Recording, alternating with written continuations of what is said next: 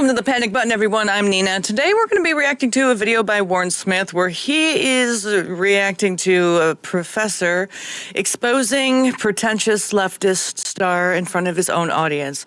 The leftist star, his name is Vaush. He's a political online streamer who not too long ago got caught with some explicit content on his computer.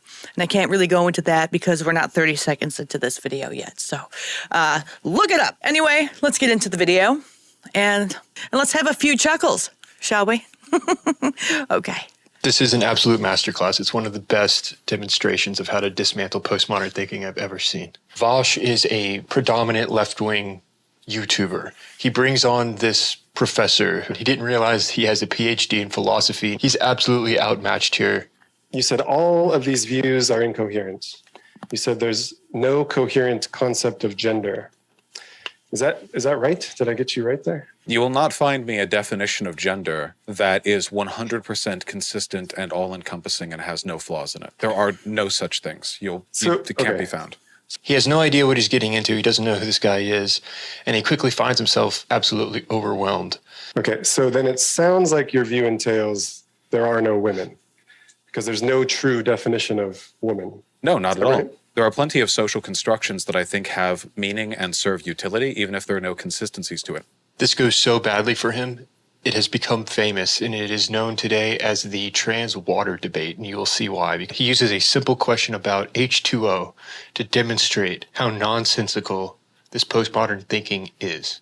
You gave the example, one of your arguments against the biological definition of woman was that we didn't know about chromosomes many years ago. Well, first of all, I don't think biological sex is defined in terms of chromosomes. But let's just use the example of water. Maybe we could agree that water is H2O. That was true even before we knew about chemistry. That was the definition of water before anybody knew anything about chemistry, before we knew about H2O. Back when Aristotle thought water was just an element. Nevertheless, it was H2O. True. I'm sorry? This isn't true. That water has not always been H2O? Yeah, all you have to do is cross the Mexican border. And over there, it's aqua. We're talking about the physical reality of water. And in Mexico, they would have their own way to articulate that water is H2O, therefore water is H2O. Aqua means water. Aqua is water. It's a different term. Actually, it's agua. It's not aqua, right? And we're referring to terms and definitions here. No, I'm referring to water, the stuff that fills lakes and rivers. The stuff that talking fills about the word one. Many things fill lakes and rivers. Okay. Do you honestly not know what I mean when I talk about water, or are you just being a little difficult? I think you made a mistake before you began that argument. I think he's being difficult because he's used to being the smart one in the room. So he thinks he's getting one over on this guy. He's like, no, but really, it's like a child. You're scolding them for something, and they know they're wrong, and you are putting it in their face, like, here, like, this has happened. You did this. No, I didn't. Well, I have it on camera. Do you see? See, you did this. And you show them the video of them doing the certain thing. And they're like, no, they just want to be difficult. It's a very childlike mentality.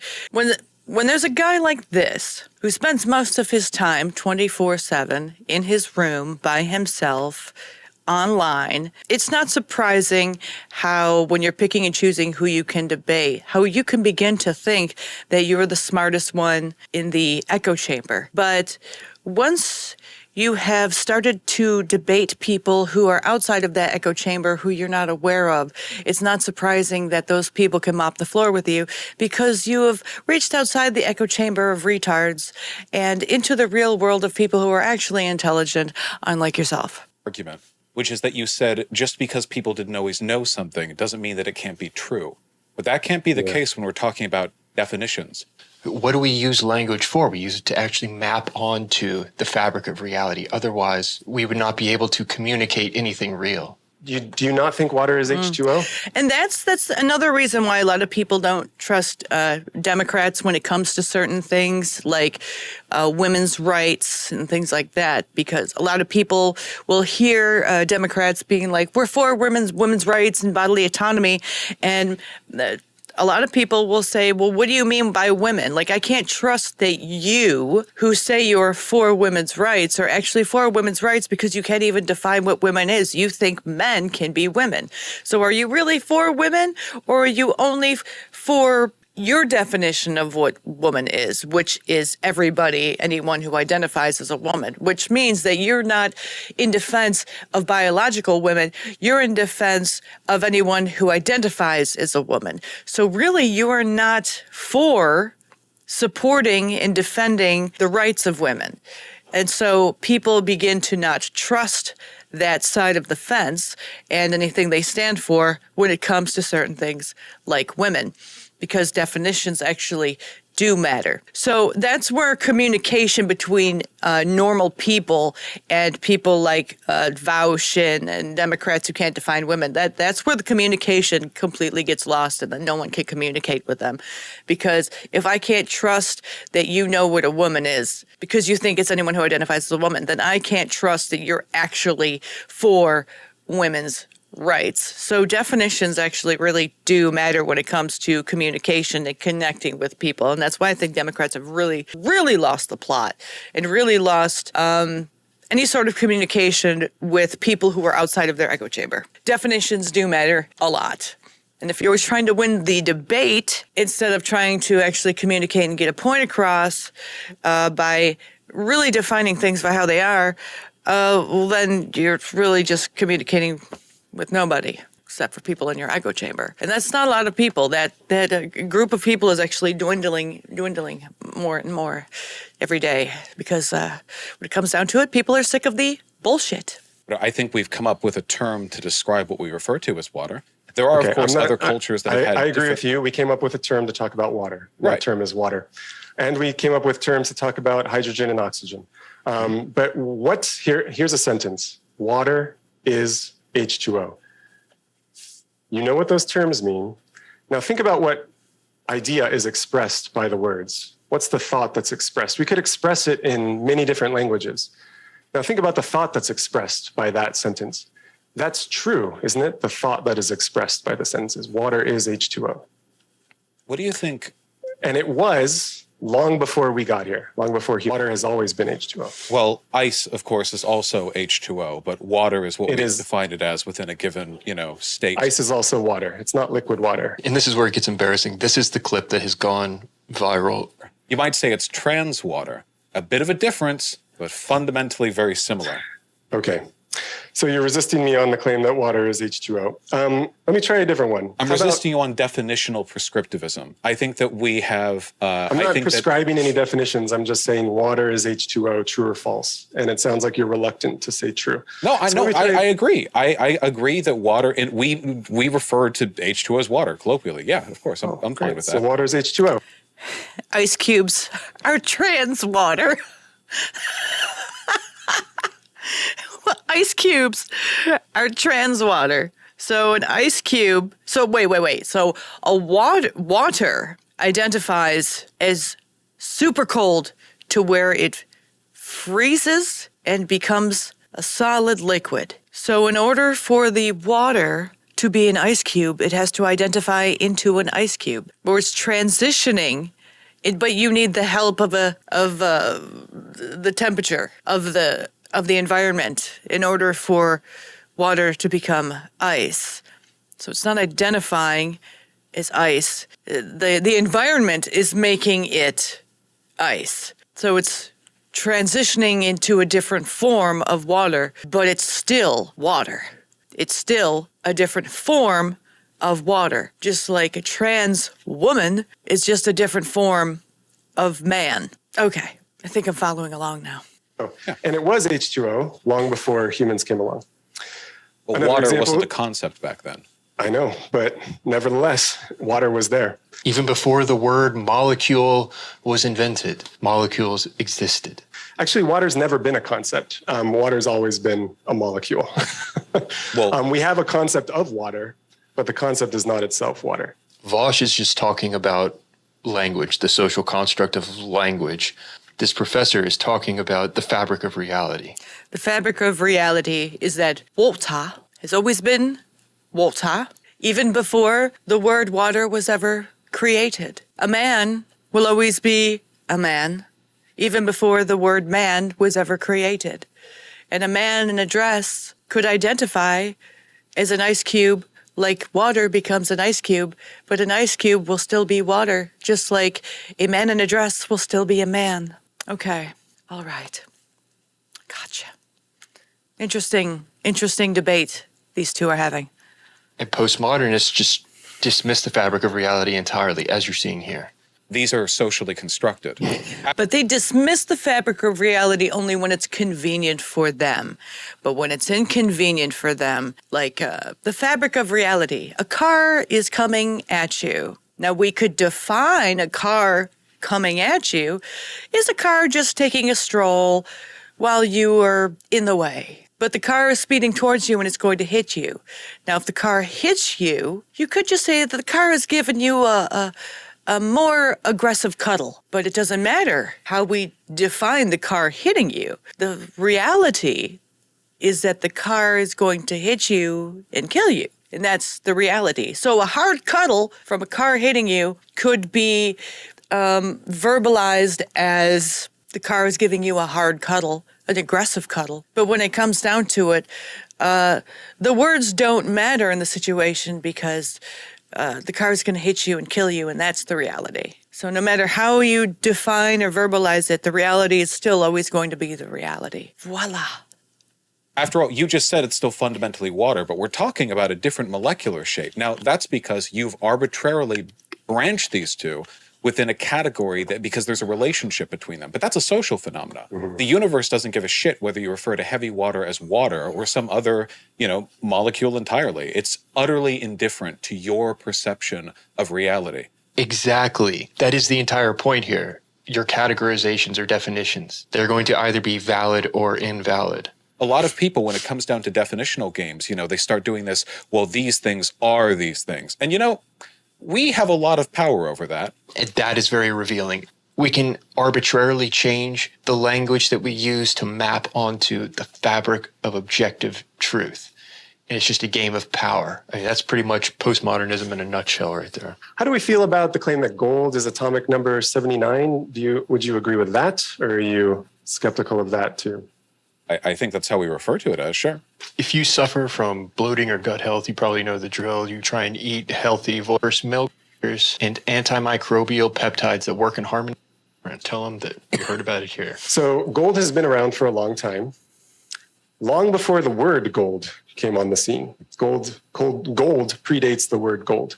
If we had created another definition to say gold, and the term gold referred to a collection of elements, so let's say gold and lead, and the term gold was something people used to refer to both, that definition would be as true as the one we use today for gold. It's difficult to believe this is real. He's trying so hard to avoid contending with this. We invented those distinctions. We invented the terms. The terms. Yes. Because the distinctions are only meaningful when we notice them. The universe doesn't care whether or not we think there's something meaningful or significant about noble gases versus the other stuff. We just saw those differences and we're like, so we saw the differences. The differences were there. The differences are real. Mm-hmm. And then we came along and decided, you know what, we're going to name these differences. We're going to assign some names to these different elements. Agreed. Yeah. Okay, now I'm trying to remember why we started down this rabbit hole.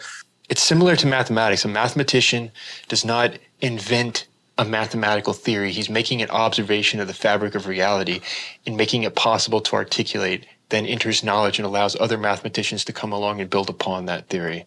So I was just disagreeing with that point about how definitions work. I don't think definitions properly understood are linguistic entities. I think there are facts out there in the world. So you can't make these objective arguments about terms. Terms may refer to the facts of the world, but we draw the borders.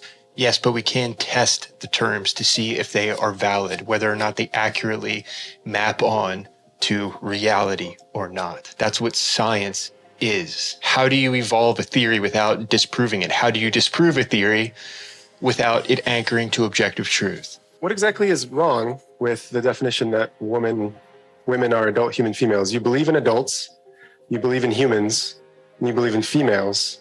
Is it just you think there are counterexamples to this definition? Is that the problem? My belief in the value of a definition, it should be said first, is not determined by its consistency. There are consistent definitions that are still morally wrong. According to Vosh, it all comes down to, well, the morality. Well, okay, how do you define morality? Okay, can you tell me what the definition is that you defend? Sure. I think that woman, like the concept of woman, is an arbitrary and vague collection of aesthetics, values, roles, a bunch of social constructions that are typically tied to sex. You're talking about fashion. You're not talking about science. That just sort of float in the public conscious. They vary depending on where you are. What a woman is expected to be in the Bible Belt South is very different from what they're expected to be in like Seattle. But if let's say female woman, because the trans movement is trying to now co-opt the word female as well, not just woman but female. So say a mother just gives birth to a baby girl. We can see that it's a baby girl. You can biologically test if it's a baby girl, a DNA test and all that stuff. And this baby girl is born in a empty space, in a blank room, not in society, just popped out into the universe. We don't have society. It's the dinosaurs. We have dinosaurs. We don't have social constructions of anything at this point. It's just one mother and one baby girl. How is that a social construct? How is a biological baby girl a social construct? If there's no fashion, there's no society norm, it's just a baby. It's just one baby. How do we define the baby? Do we define it as the baby is a social construct? Well, wouldn't the term be the social construct and not the biological reality of the female baby? Like when it comes down to it, like these gender activists will try to confuse you with definitions and words and all this stuff. When it comes down to it, they're trying to change reality by changing definitions, by changing words, but it's worked pretty well for the past decade, maybe even 15 years, where they changed the definition of words in order to fit their fabric of reality. But that's only because they're delusional. The fabric of reality is constant. And it doesn't change, it just is. Definitions can change and words can change to fit certain definitions and vice versa. But when it comes down to it, reality is reality. And what these trans activists are trying to do is change definitions and change words in order for it to fit their reality. But their reality isn't actual reality. It's the reality they want to live in and they want everyone else to abide by, which is why they try to confuse a lot of people with definitions and words. And I'm going in circles, right? But when it comes down to it, language and being able to control language is to be able to control, when it comes down to it, the world, laws, governments, and society. If you could get society to agree that a woman isn't a biological human female, but anyone who identifies as a woman, well, then you can control laws. You can control government. You could control the way people speak. You can control pretty much society. And these trans activists know that. And they can get one over on a lot of different people. A lot of people, but when it comes down to it, reality is reality. And if a dude who identifies as a woman wants to come in your locker room and assault you, the biological reality is he has a physical strength over a biological woman and he's going to win every single time. And there's nothing that woman can do about it because the trans activists have decided that the biological reality of a man is the same as the biological reality of the woman because they changed the words and the definitions. And that's why they're assholes. And that's why I hate them with a passion of 1,000 fiery suns. And I will continue until the day I die to fight these people tooth and nail. Because when it comes down to it, men are not women. They cannot be women, no matter who they identify as or how they identify or what they look like or how much surgery they get. They are still biological men. That's how they came out. That's who they will always be. The DNA does not lie, and the reality doesn't lie. So, yeah, that's all I got to say about that. Like and subscribe. See ya.